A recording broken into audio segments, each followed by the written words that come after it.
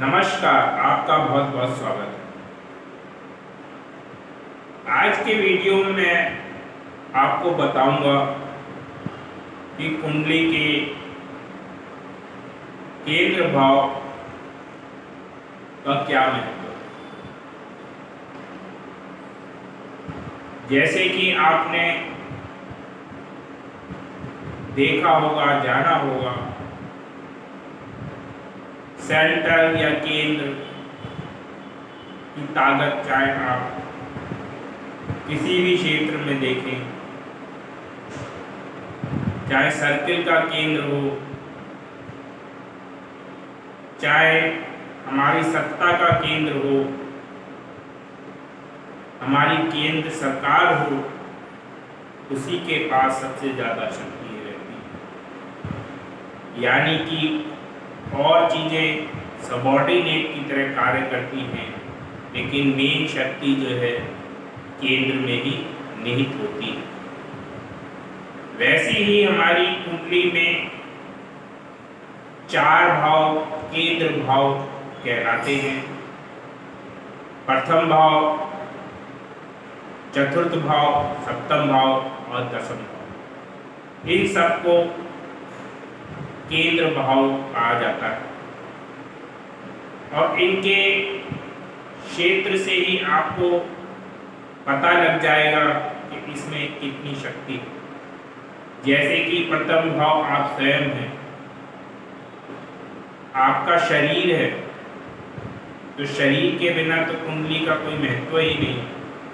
यानी कि शरीर से संबंधित कोई भी चीज़ आपको देखनी है, आपका स्टेटस कैसा है, आपका शरीर का डील डॉल कैसी है, शक्ल कैसी है, जो भी कुछ आप शरीर का स्वास्थ्य कैसा है, लगन से ही देखा जाता है। तो पहला भाव बहुत महत्वपूर्ण हो जाता है। चौथा भाव, चतुर्थ भाव को सुख का भाव कहा जाता है। इससे आपकी मानसिक सुख को देखा जाता है, माता के सुख को देखा जाता है, जो आपकी जननी है। प्रॉपर्टी को देखा जाता है, वाहन के सुख को देखा जाता है, जो आपके लिए बहुत जरूरी है आज के लाइफ में। तो जो पारिवारिक सुख, मानसिक सुख, माता का सुख, प्रॉपर्टी का सुख, वाहन का सुख, सभी इम्पोर्टेंट हैं।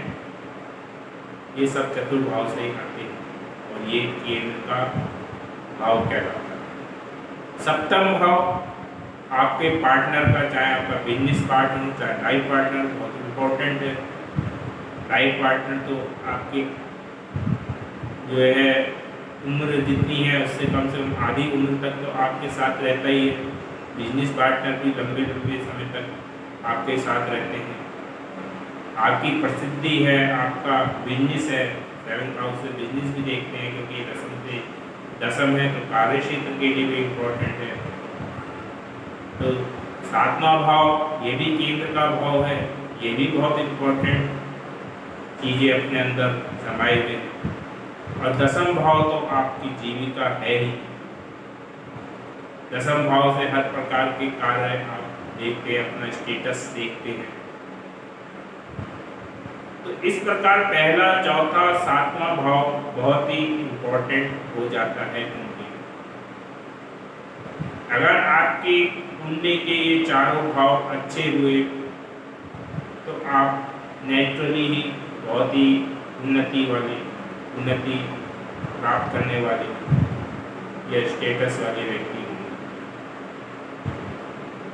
तो ये ग्रह, अगर कोई भी ग्रह भाव में बैठे केंद्रीय भाव में, तो ऑटोमेटिकली उसमें ताकत आ जाती है। जैसे सेंटर में कोई मिनिस्टर मिल जाए तो उसकी ताकत बढ़ जाती है। इसी प्रकार कोई भी ग्रह इन 4 भाव में बैठता है तो उसको ताकत प्राप्त हो जाती है। यानी कि वह अपने रिजल्ट्स देने में काफ़ी सक्षम हो जाता है। अब ग्रह चाहे शुभ हो या अशुभ, आपने सुना होगा केंद्र में शुभ ग्रह शुभ फल देते हैं, अशुभ ग्रह अशुभ फल देते हैं। लेकिन ग्रह अपने कारक तत्वों के अनुसार, अपने स्वभाव के अनुसार भी फल देता है। और ग्रह जब किसी भाव में बैठता है तो सर्वप्रथम अपने कारक तत्वों के अनुसार फल देता है, फिर उस भाव में बैठे, जिस भाव में बैठा उस भाव के फल देता है, उसके बाद वो अपने भाव के फलों को प्रदान करता है। यानी कि अगर आपके लगन में कोई अशुभ ग्रह भी बैठा है तो वो आपको अपनी पर्सनैलिटी के अनुसार, अपनी स्वभाव के अनुसार फल अवश्य देगा। जैसे कि मान लो मंगल है तो आपको पराक्रमी बनाएगा, अगर राहु है तो बुद्धिमान बनाएगा, शनि है तो मेहनती बनाएगा, न्यायप्रिय बनाएगा। तो अपने कारक तत्व के फल आपको अवश्य देगा, चाहे वो जो है नैसर्गिक अशुभ ग्रह ही क्यों ना हो। इसी प्रकार शुभ ग्रह है तो शुभ ग्रह तो केंद्र स्थान में शुभ फल देते ही हैं, तो वो भी अपने कारक तत्व के अनुसार और अपने जो कुंडली में उनको कार्य दिया गया है उसके अनुसार आपको फल अवश्य देगा।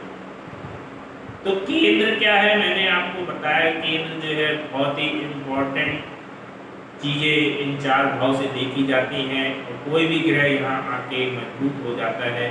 और राजयोग भी ज़्यादातर केंद्र उसमें शामिल होता है, चाहे आप पंच महापुरुष राजयोग देखें तो वो भी केंद्र में ही बनते हैं। तो 5 प्रकार के राजयोग हैं, शश नामक राजयोग है, भद्र योग है, रोचक योग है, ये सब जो है आपको केंद्र में ही बनेंगे, तो केंद्र में ग्रह होगा। उसके अलावा केंद्र त्रिकोण राजयोग केंद्र का वहाँ भी संबंध आता है। यानी कि कुल मिला के आपकी कुंडली में केंद्र भाव में अगर कोई भी ग्रह है एक्स वाई या अशुभ शुभ, तो आपको कुछ ना कुछ अच्छा मिलेगा, क्योंकि अशुभ ग्रह के पास भी अच्छाइयाँ होती हैं, तो वो अपने कारक तत्व जो अच्छे वाले हैं वो आपको प्रदान करने की कोशिश करेगा। तो केंद्र खाली होने से अच्छा है कि चाहे उसमें अशुभ ग्रह भी हों तो आपको अशुभ ग्रह के भी अच्छे फल मिलेंगे। तो इस तरीके से आप अपने कुंडली को देख सकते हैं कि आपकी कुंडली में केंद्र में कितने ग्रह हैं। जितने भी आपको उच्च पदों पर प्राप्त व्यक्ति मिलेंगे उनके केंद्र में ज़्यादा से ज़्यादा ग्रह होंगे।